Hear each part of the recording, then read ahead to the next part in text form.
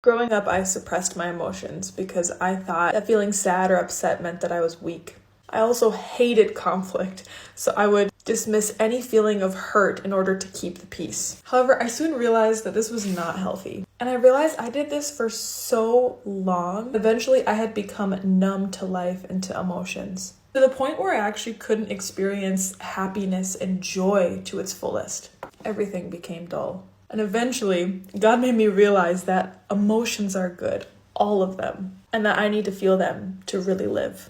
But in this time, I realized, how am I supposed to do this in a healthy way? And God really helped me, because it was so bad that I had dismissed and suppressed my feelings for so long that when an emotion came, I couldn't even recognize it. I couldn't even recognize that I was feeling an emotion. I would only just feel a little off. Something was wrong, but I just didn't know what. God really helped me work through this. And so if you have struggled with this, maybe this will help you. But God told me that whenever this happens, whenever I feel off, to sit down and start journaling. So I'd start journaling about my day and what had happened. I would try to figure out what happened in the day that was causing me to feel off. So for example, maybe I'd write that I had a conversation with a friend, and I would remember that they said something that maybe that's what was hurting me. And then I'd be like, okay, I think that's what it's from. Then I would realize that what they had said did actually hurt me, and I was pushing that feeling away. So then after I figured it out, the Lord would say, okay, now you know.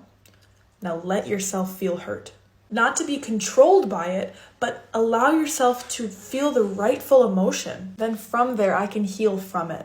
And from that, after feeling the emotion, either I would feel better, other times I would realize that I had to tell the person in order to bring more healing to the relationship. And this part was always the hardest because I just hated conflict and avoided it, but I knew that this needed to happen to bring closer relationships. But let me tell you, this whole process was difficult. Process of allowing myself to feel emotion. Because I'd go through my day and I would feel off, and I would think, oh, Lord, I don't want to deal with this right now. I just want to go on with my day feeling happy. Can I just pretend this feeling is not there? But I had to be disciplined to allow myself to feel. And so I'd sit down, journal, feel the feeling. But over time, things began to change. I was soon able to recognize what feeling I was feeling sooner on. Later, I was able to recognize what I was feeling before even journaling. Now I'm at the point where I can recognize a feeling much sooner and really feel the depth of that emotion. And some emotions I was afraid of.